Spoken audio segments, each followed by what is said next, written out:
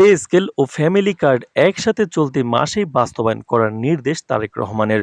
তো দর্শক, নবম পে স্কেলের আজকের সবচেয়ে গুরুত্বপূর্ণ নিউজটি শেষ পর্যন্ত দেখুন এবং শুরুতেই চ্যানেলটি সাবস্ক্রাইব করে রাখুন পরবর্তীতে নবম পে স্কেলের সকল আপডেট সবার আগে পেতে। তো দর্শক, তারেক রহমান দেশের সরকারি কর্মচারী এবং সাধারণ জনগণের স্বার্থ বিবেচনা করে এক যুগান্তকারী নির্দেশনা জারি করেছেন। চলতি মাসের মধ্যেই পে স্কেল সংস্কার এবং ফ্যামিলি কার্ড কার্যক্রম একসাথে বাস্তবায়নের নির্দেশ দেন তিনি। নতুন সিদ্ধান্তে জানা গেছে ১১ থেকে ২০তম গ্রেডের কর্মচারীরা এবার ফ্যামিলি কার্ড সুবিধার আওতায় আসবেন।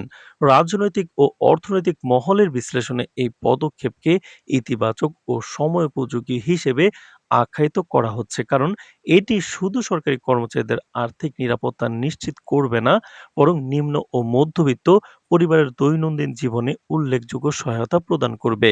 জানা গেছে দীর্ঘদিন ধরে সরকারি কর্মচারীদের বেতন কাঠামোর পুনর্মূল্যায়নের দাবি থাকলেও নানা প্রক্রিয়াগত জটিলতার কারণে তা আদৌ কার্যকর হয়নি। দ্রব্যমূল্যের ঊর্ধ্বগতি, খাদ্য ও নিত্য প্রয়োজনীয় পণ্যের দাম বৃদ্ধি এবং সাধারণ মানুষের জীবনযাত্রার ব্যয় বৃদ্ধি সরকারের কাছে এই উদ্যোগকে সময়োপযোগী করে তুলেছে।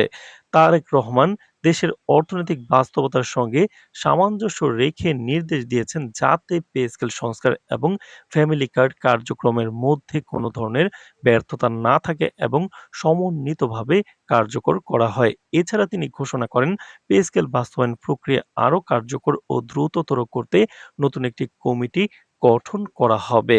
তো দর্শক, ভিডিওটির এই মুহূর্ত পর্যন্ত যারা দেখছেন চ্যানেলটি সাবস্ক্রাইব করে রাখুন পরবর্তীতে নবম পে স্কেলের সকল আপডেট সবার আগে পেতে। তো দর্শক, এই কমিটি পে কমিশনের পূর্বে জমা দেওয়া প্রস্তাবনাগুলো বিশ্লেষণ করবে এবং তার ভিত্তিতে একটি সুসংহত প্রতিবেদন প্রস্তুত করবে। প্রতিবেদনটি পর্যালোচনা করার পরেই সংশ্লিষ্ট গ্যাজেট এবং প্রজ্ঞাপন জারি করা হবে। সরকারি সূত্রের তথ্য অনুযায়ী পে স্কেল সংস্কার বাস্তবায়নের মাধ্যমে সরকারি কর্মকর্তাদের আয়ের কাঠামোকে নতুনভাবে সাজানো হবে যাতে তারা দক্ষতা ও দায়িত্ব অনুযায়ী যথাযথ বেতন পান। এর ফলে শুধু সরকারি খাতের কর্মদক্ষতা বৃদ্ধি পাবে না, বরং দীর্ঘমেয়াদী প্রশাসনিক কার্যক্রমও আরও গতিশীল ও স্বচ্ছ হবে। অন্যদিকে ফ্যামিলি কার্ড কার্যক্রমের মাধ্যমে দেশের নিম্ন ও মধ্যবিত্ত পরিবারের জন্য নিত্য প্রয়োজনীয় খাদ্য ও অন্যান্য পণ্য সহজলভ্য করা হবে।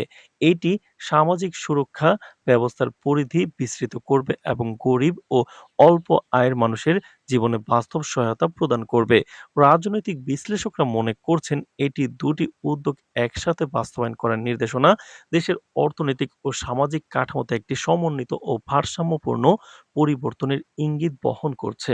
সরকারের কাছে এটি একটি বার্তা যে সরকারি কর্মচারীর সচ্ছলতা এবং সাধারণ মানুষের জীবনমান উন্নয়নের মধ্যে ভারসাম্য বজায় রাখা সম্ভব। বিশেষজ্ঞরা আরও আশাবাদী এই পদক্ষেপের মাধ্যমে দেশের সামাজিক ন্যায় বিচার ও অর্থনৈতিক স্থিতিশীলতা আরও মজবুত হবে।